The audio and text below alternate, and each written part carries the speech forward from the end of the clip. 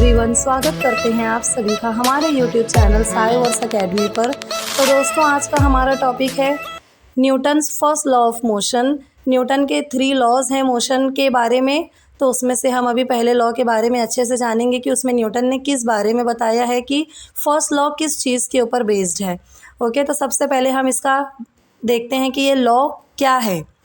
An object at rest remains at rest and an object in motion remains in motion at constant speed and in a straight line unless acted on by an unbalanced force.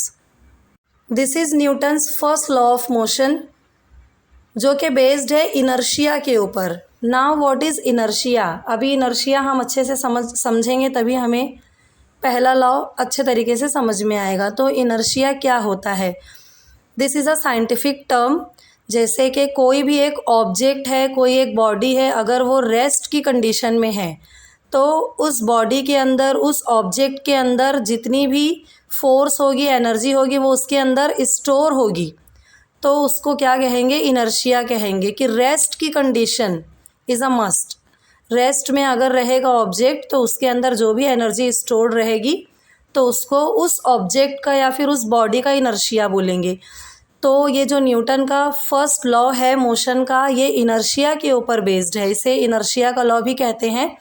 तो इसका जो law है ये मैंने आपको बताया है read करके कि ये लॉ क्या है। अब इसको हम अच्छे से समझेंगे कि इसमें न्यूटन क्या कहना चाहते हैं। कि कोई भी ऑब्जेक्ट जो कि अगर रेस्ट में है तो वो रेस्ट में ही रहेगा और अगर मोशन में है तो वो मोशन में रहेगा कांस्टेंट स्पीड पर। जैसे अभी कोई चीज़ एक जगह पर रखी हुई है तो जब तक हम उसके ऊपर कोई अनबैलेंस्ड फोर्स या फिर एक्सटर्नल फोर्स नहीं अप्लाई करेंगे तो वो चीज़ अपनी ही जगह पर रहेगी। मतलब अगर वो रेस्ट में है तो रेस्ट में ही रहेगी और अगर कोई चीज़ मोशन में है तो वो मोशन में ही रहेगी। कंडीशन है स्ट्रेट लाइन, उसका जो डायरेक्शन है स्ट्रेट लाइन में होना चाहिए और कांस्टेंट स्पीड रहेगा। अभी मैं आपको इसको बेहतर तरीके से समझाने के लिए एक बहुत ही बढ़िया सी एग्जाम्पल देती हूँ।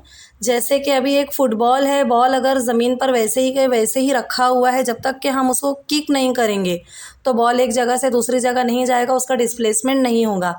या फिर हवा, कोई भी फोर्स एक्सटर्नल या फिर अनबैलेंस फोर्स रहेगी जिसकी वजह से बॉल जो है वो डिस्प्लेसमेंट होगा उसके अंदर, उसकी पोजीशन में।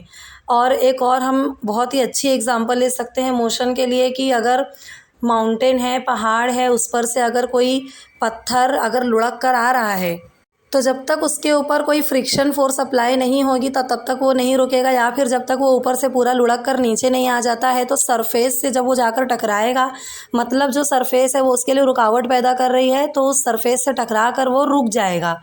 तो ये है न्यूटन का first law of motion. I hope आपको इस एक्सप्लेनेशन से बहुत ही बेहतर तरीके से समझ में आ गया होगा। तो ऐसे ही इन्फॉर्मेटिव वीडियोस के लिए हमारे चैनल से जुड़े रहें। Do not forget to subscribe, like and share our videos. Thank you so much.